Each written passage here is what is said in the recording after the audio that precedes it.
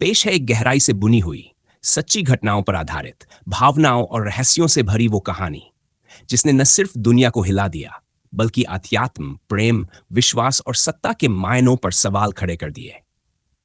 एक समय की बात है, भारत के एक छोटे से गांव कुचवाड़ा में 11 दिसंबर 1931 को एक लड़का जन्मा। नाम रखा गया रजनीश चंद्र मोहन जैन। बचपन से ही जिज्ञासु, विद्रोही और मौत की सच्चाई को जानने के लिए बेचैन। जब दादी की मृत्यु हुई, तब उसका बाल मन पहली बार अस्तित्व की गहराई में डूबा। ये घटना बनी उसकी खोज का बीज। धीरे धीरे वो जवान हुआ, दर्शन शास्त्र पढ़ा, जबलपुर विश्वविद्यालय में प्रोफेसर बना। पर वो सिर्फ पढ़ाता नहीं था, छकचोरता था। 1966 में नौकरी छोड़ दी और आचार्य रजनीश बनकर देश भर में प्रवचन देने लगा। उसी दौरान उसकी मुलाकात होती है मां योग भक्ति से, जो आगे चलकर उसकी भारतीय सचिव बनी। उनके समर्पण और प्रबंधन ने ओशो के शुरुआती आयोजनों को एक आधार दिया। 1970 में ओशो ने एक नया ध्यान पद्धति, डायनामिक मेडिटेशन शुरू किया, जो आज भी दुनिया भर में अपनाई जाती है। 1 मार्च 1974 पुणे के कोरेगाम पार्क में ओशो आश्रम की नींव रखी गई। यहां हर कोई लाल वस्त्र पहनता, ध्यान करता और सन्यासी कहलाता। यहीं से भगवान श्री रजनीश का युग शुरू हुआ। वो दौर था जब पूरी दुनिया से लोग ओशो के पास आने लगे, डॉक्टर, कलाकार, वैज्ञानिक, करोड़पति। और फिर आई एक 22 साल की गुजराती लड़की, शीला अंबालाल पटेल। साल था 1972, जब पहली बार ओशो और शीला की मुलाकात हुई। उस वक्त वो अपने पहले पति के साथ आई थी। कुछ सालों में पति की मृत्यु हो गई और शीला दोबारा लौटी, इस बार पूरी तरह ओशो को समर्पित होकर।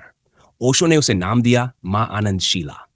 धीरे धीरे वो ओशो की निजी सचिव बनी और आश्रम का सारा प्रशासनिक नियंत्रण उसके हाथ में आ गया। शीला तेज, व्यवस्थित और क्रूर फैसले लेने वाली थी। वो कहती थी, अगर मुझे किसी को रास्ते से हटाना पड़े तो मैं हटाऊंगी। इसी दौरान एक और व्यक्ति जुड़ा, डॉ. स्वामी प्रेम निवेदनो, ओशो के निजी डॉक्टर। वो ओशो की स्वास्थ्य स्थिति, दवाइयों और अमेरिका यात्रा के पीछे की मेडिकली सेंसिटिव प्लानिंग में केंद्रीय भूमिका निभाते थे। 1981 में ओशो की बढ़ती प्रसिद्धि भारत सरकार के लिए असहज बन रही थी। उन पर टैक्स चोरी और गैर पारंपरिक गतिविधियों के आरोप लगे। इन्हीं परिस्थितियों में ओशो ने भारत छोड़ दिया।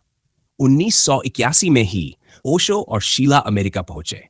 ओरेगन राज्य में 64,000 एकड़ जमीन खरीदी गई। यहां शीला ने खड़ा किया एक सपना, रजनीशपुरम। एक रेगिस्तान को बदलकर बनाया गया एक आधुनिक शहर, जिसमें सड़कें, फार्म हाउस, हवाई पट्टी, स्कूल, अस्पताल, रेस्तरां और ध्यान केंद्र तक था। 7,000 से अधिक लोग यहां रहने लगे। यह सब हुआ शीला के नेतृत्व में। वो सिर्फ आश्रम की प्रमुख नहीं थी, सत्ता की मालकिन बन चुकी थी। लेक्स हर्न, जो एक यूरोपीय सन्यासी था, शीला के सबसे करीबी सलाहकारों में से एक था। उसने शीला के कई खुफिया प्लान्स में साथ निभाया, जिसमें विरोधियों की जासूसी, जहर देने की साजिशें और प्रशासन को गुमराह करने की योजनाएं थीं। 1984 में रजनीशपुरम ने अमेरिका का सबसे बड़ा बायोटेरर अटैक अंजाम दिया। रजनीशियों ने 10 रेस्तरां में सैल्मोनेला नाम का जहर मिलाकर 751 लोगों को बीमार कर दिया, ताकि स्थानीय चुनावों में अपने विरोधियों को रोक सकें। इस पूरे समय ओशो मौन में थे और कहते हैं कुछ भी नहीं जानते थे। लेकिन शीला की सत्ता चरम पर थी। फिर आया साल 1985, जो सब कुछ बदलने वाला था। 16 सितंबर 1985 ओशो ने पहली बार मौन तोड़ा।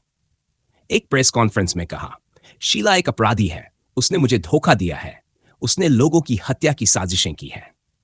दुनिया चौंक गई। जिस महिला ने ओशो के लिए एक साम्राज्य खड़ा किया था, उसी को उन्होंने सबसे बड़ा खतरा कहा। शीला उसी समय अमेरिका छोड़कर भाग गई, पहले जर्मनी और फिर स्विट्जरलैंड। कुछ हफ्तों बाद अमेरिका में ओशो को भी 29 अक्टूबर 1985 को गिरफ्तार कर लिया गया। उन पर इमिग्रेशन फ्रॉड का आरोप था।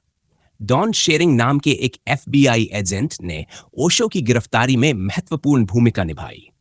उन्हें 12 दिन जेल में रखा गया और फिर अमेरिका छोड़ने का आदेश मिला। 1986 में ओशो भारत लौटे। अब उन्होंने खुद को ओशो कहना शुरू कर दिया, लेकिन अब वो पुराने ओशो नहीं थे। काफी बीमार, कमजोर और कुछ अंदर से टूटा हुआ। 19 जनवरी 1990 ओशो ने शरीर छोड़ दिया। दूसरी ओर शीला को 1986 में जर्मनी में गिरफ्तार किया गया। उसे अमेरिका लाया गया और 4.5 साल जेल की सजा हुई। सजा पूरी करने के बाद वो स्विट्जरलैंड में बस गई, जहां आज भी वो एक बुजुर्गों के होम की संचालिका है। शीला ने एक इंटरव्यू में कहा, मैं ओशो से प्रेम करती थी, लेकिन उन्होंने मुझे इस्तेमाल किया। क्या ये प्रेम था, या सत्ता की भूख, या दोनों? आज जब हम नेटफ्लिक्स की डॉक्यूमेंट्री वाइल्ड वाइल्ड कंट्री देखते हैं, तो लगता है कि जो असल खेल था वो दिखता नहीं, और जो दिखता है वो असल नहीं। और अब सवाल उठता है, ये कहानी किसकी थी?